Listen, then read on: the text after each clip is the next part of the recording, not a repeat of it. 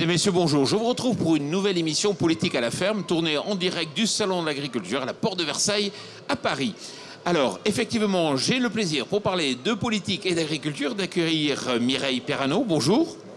Alors, vous êtes vice-présidente de la région PACA et vous avez notamment en charge les dossiers liés à l'agriculture, à l'agroalimentaire dans cette région.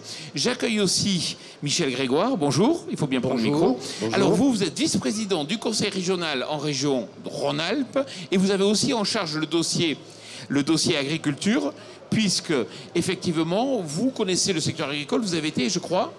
Oui, j'ai été technicien agricole, j'ai aussi maire d'une commune depuis 25 ans, donc je connais bien ça. D'accord, très bien. Jean-Noël Denain, bonjour. Bonjour.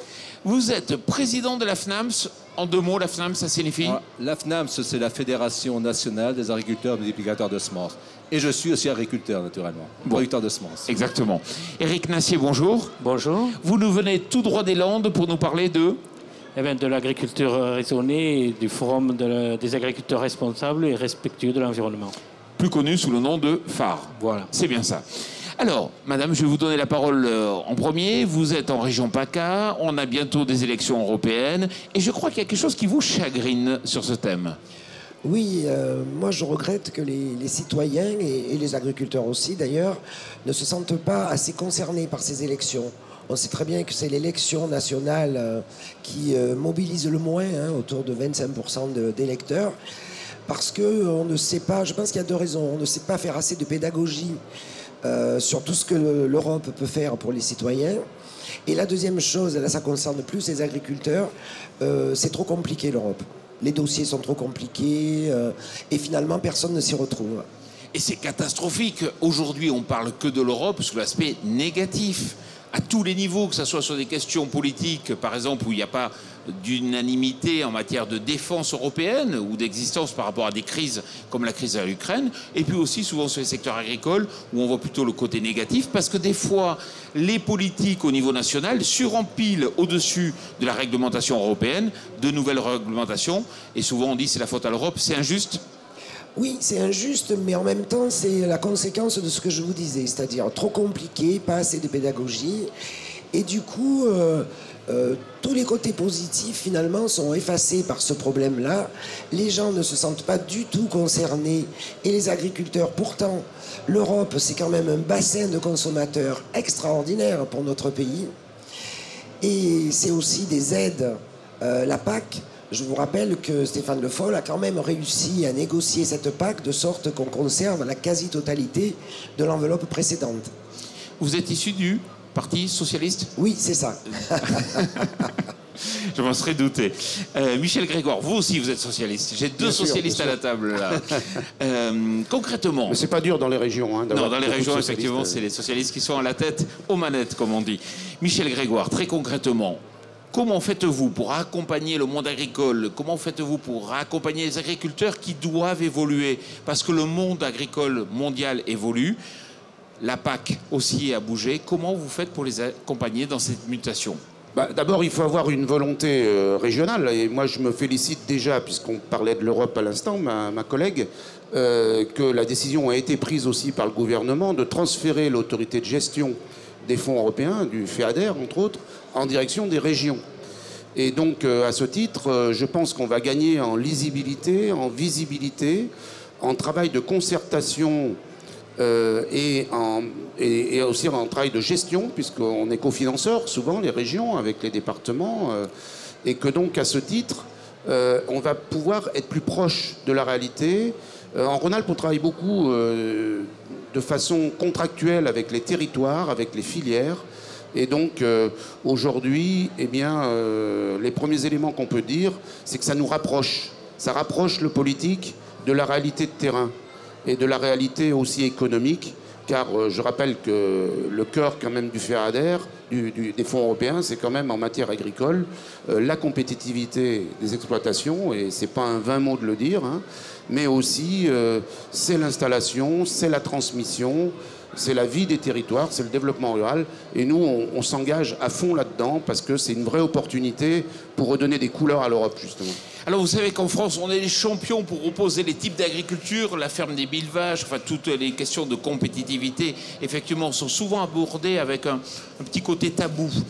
Concrètement, quand on regarde par exemple la filière semences, ce sont des filières aujourd'hui qui créent de l'emploi et qui souhaitent être compétitifs demain.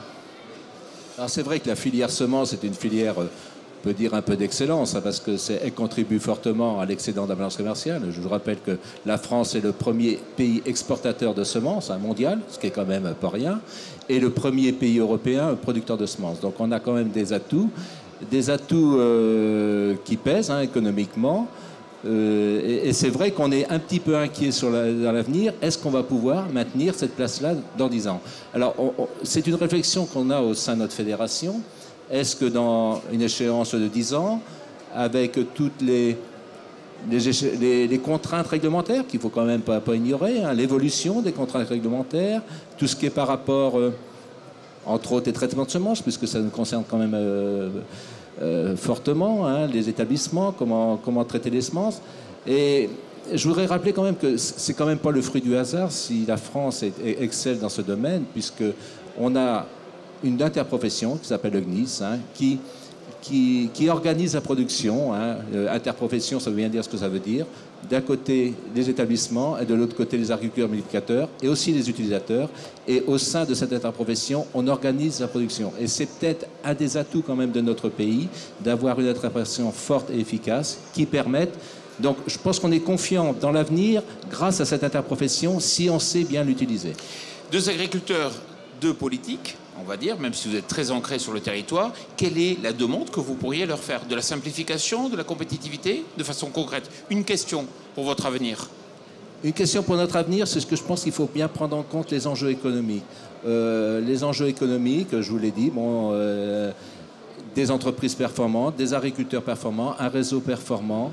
Et naturellement, dans le respect de l'évolution environnementale, on ne peut pas ignorer quand même cette évolution sociétale, on va dire, de l'environnement. Mais il faut trouver aussi, nous laisser le temps de trouver les moyens pour continuer à être compétitifs. Bon, c'est pas... Et là, je compte naturellement avec les régions. On a des échanges très forts avec les régions. Nous aussi, moi, en région centre, on travaille avec des caps filières au niveau de la région centre, caps filières semences, qui permettent de répondre à ces exigences environnementales, de trouver des solutions. Mais il faut nous laisser le temps et il faut faut prendre en compte l'aspect économique du dossier, je pense. Michel Grégoire, oui, vous entendez? J'adhère totalement à cela. On est une grande région de semences en Rhône-Alpes, donc on travaille avec les professionnels. Dire aussi, il faut y associer la recherche et l'innovation.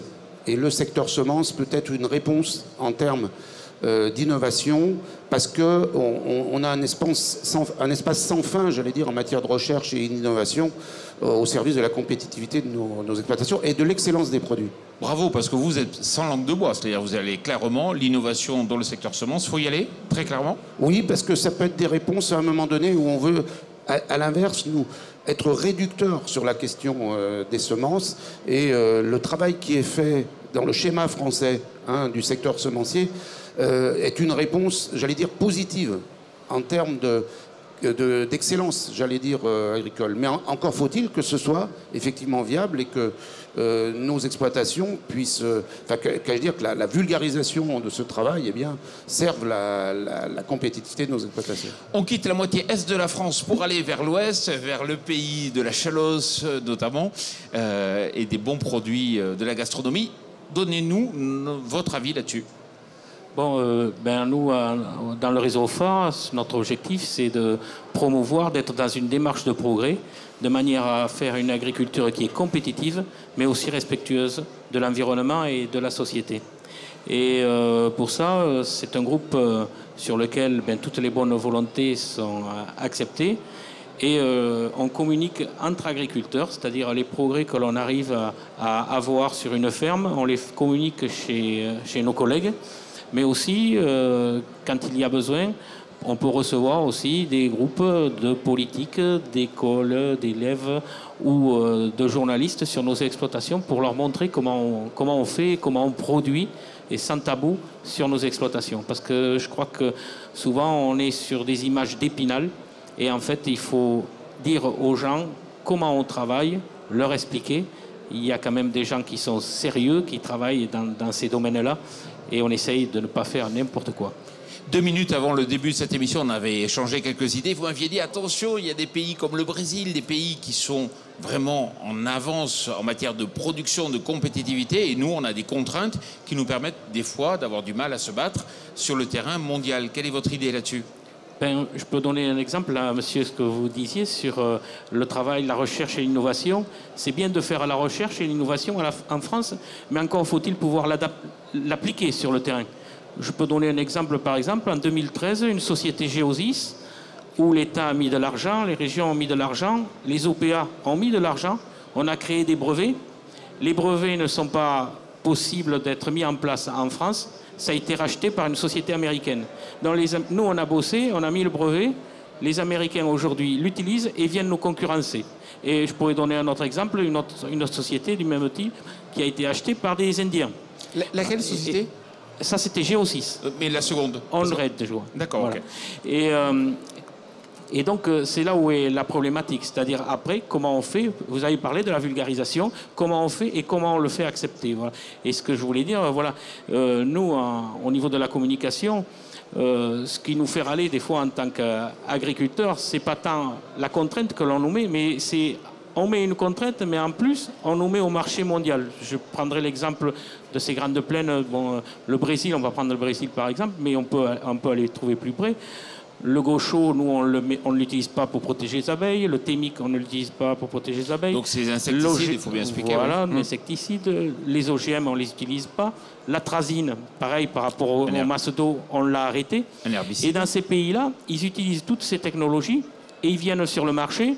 Et ils sont en concurrence directe. Et nous, vous parliez des aides, les aides sont loin de compenser, malheureusement, tous ces différentiels de charges. On va demander à madame de répondre parce que vous avez moins répondu que monsieur. Oui. Non, moi, ce que je voudrais dire, c'est que ce qui va nous permettre de lutter contre la concurrence, en fait, ce qui va permettre aux agriculteurs de lutter contre la concurrence, c'est les produits de qualité, les produits labellisés. Dans la région Provence-Alpes-Côte d'Azur, c'est un peu le cas. C'est-à-dire que les agriculteurs ont fait le choix justement de la qualité et des appellations des AOC, des AOP.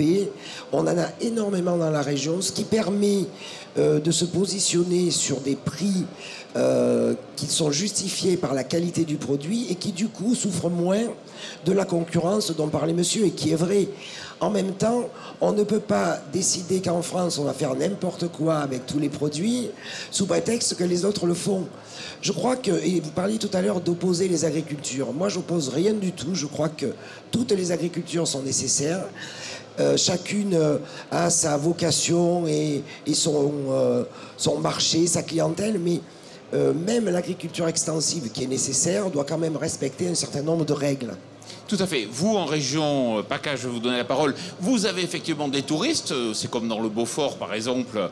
On peut vendre du lait plus cher, du fromage plus cher, parce qu'on a les touristes pour l'acheter et on peut faire des circuits courts. Dans d'autres régions, il n'y a pas forcément les touristes présents. Vous souhaitez réagir et ça sera la dernière phrase. Oui, sur des matières premières, c'est beaucoup plus difficile de se différencier par rapport à un prix. Je voudrais rappeler que, et on est bien d'accord sur ce dossier, qu'il ne faut pas opposer les agricultures et qu'il faut répondre aux demandes des consommateurs. Aujourd'hui, dans les pays maghrébins, l'Afrique, où il y aura des problèmes de nutrition, ils nous demandent un blé à 12,5% de protéines. Qu'on ne sait pas trop faire en France. Comment on fait Oui, voilà, parce qu'on diminue les taux d'azote. Et c'est très bien, on peut le dire pour l'environnement, mais on a un produit qui ne correspond pas au marché, donc on ne peut pas le vendre. Et ensuite, un autre point, sur les produits de qualité. Moi, je suis tout à fait d'accord. Les produits de qualité, valorisons-le. Et quand je vous dis qu'on fait des produits, nous, agriculteurs, parce qu'on utilise des techniques qui sont plus évoluées que dans d'autres pays, mais on ne le fait pas savoir. Et ensuite, juste un autre chiffre. Je suis des Landes, et on connaît quand même bien les labels. Parce que le premier label, il a été constitué dans les Landes sur le poulet. Et je vais vous dire aujourd'hui, le marché, madame, c'est le poulet label. En France, sur 10 poulets, 1 est labellisé. Le reste, c'est du standard et il y en a 4 qui sont importés. Voilà. Alors, quand on parle d'emploi, quand on a un créneau, on le valorise, on y va, on est d'accord, mais il faut qu'on puisse répondre à toutes les demandes de nos concitoyens. Merci beaucoup, merci madame d'être venue, merci monsieur, merci messieurs. On se retrouve dans quelques minutes pour une nouvelle émission en direct du Salon de l'Agriculture. Merci.